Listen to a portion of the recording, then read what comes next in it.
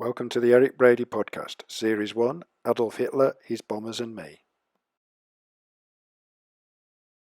Episode 27, Doodle Bug Alley. Eric, when you left hospital, you were at risk of Hitler's secret weapons. Tell us about that.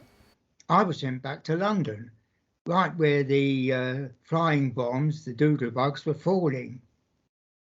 And I was sent to that part of southeast London, which was known as Doodle Bug Alley, because we were directly on the flight path from the Germans' main launch site in France. Our invading troops, though, were advancing through France and would reach them eventually. And then they used other tactics for getting the flying bombs over to us. The Doodle bugs had taken all the war years to develop, the V1, and then there was a rocket, the V2, that von Braun had been working on.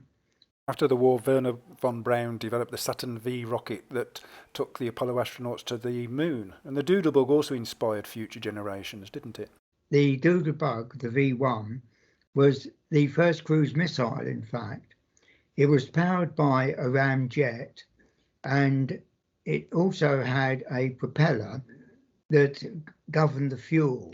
It was a tiny propeller, and when it had gone through a certain number of resolutions, the fuel cut off, the engine died, and it would then nosedive to the Earth. As their target was anywhere in London, precise amounts weren't necessary as long as it hit London somewhere. And they were firing off these V1s, in the end, dozens a day, heading towards London. And then they switched to trying to target Southampton as one of the major invasion ports that we were using.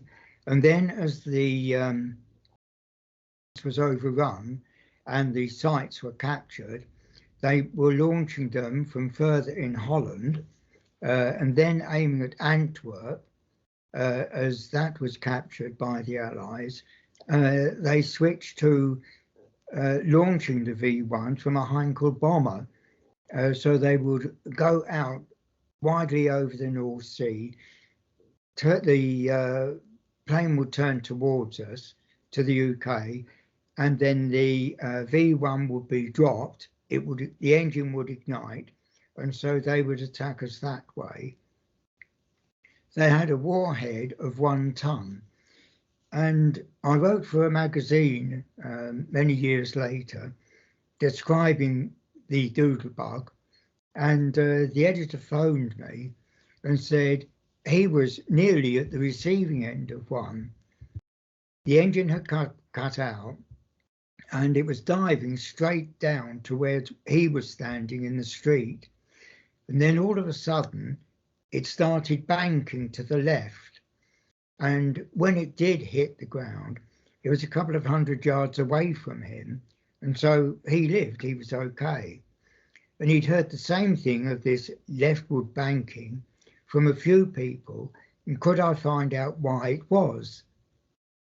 So I went to an RAF museum, and they had a Doodle bug on display there. And I asked the supervisor if he had an explanation.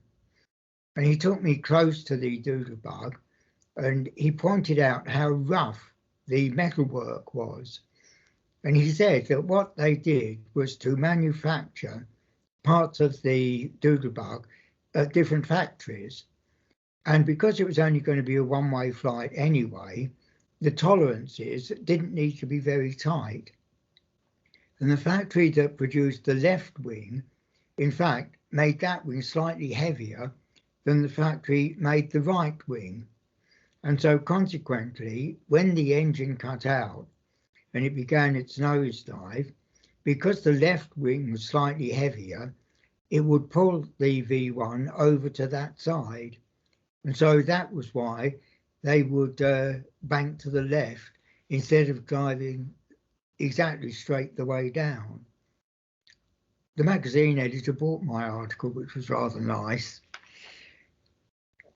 The V2 was the rocket, and that it was a ballistic missile, so it went up into the near stratosphere, and then would curve down, and the targeting of that was even less precise.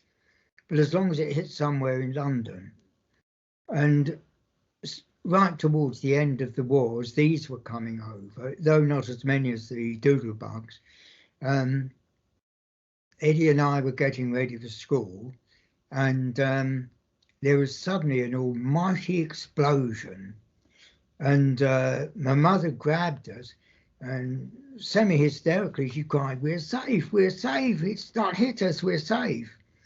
All Eddie and I wanted to do was to go out and see what had happened.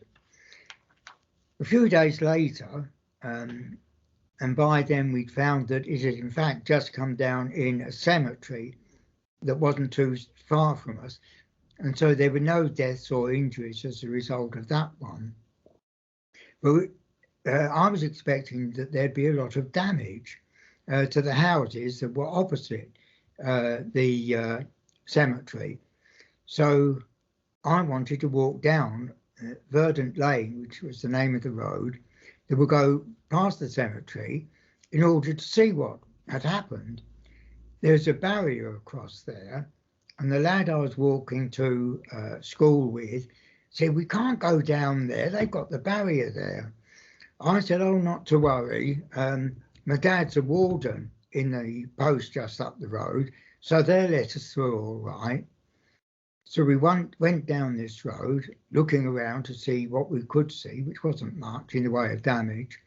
And then this warden came to us, asked what we were doing there. And I said, "Oh, we were just walking to school this way. And my dad's a warden at the post.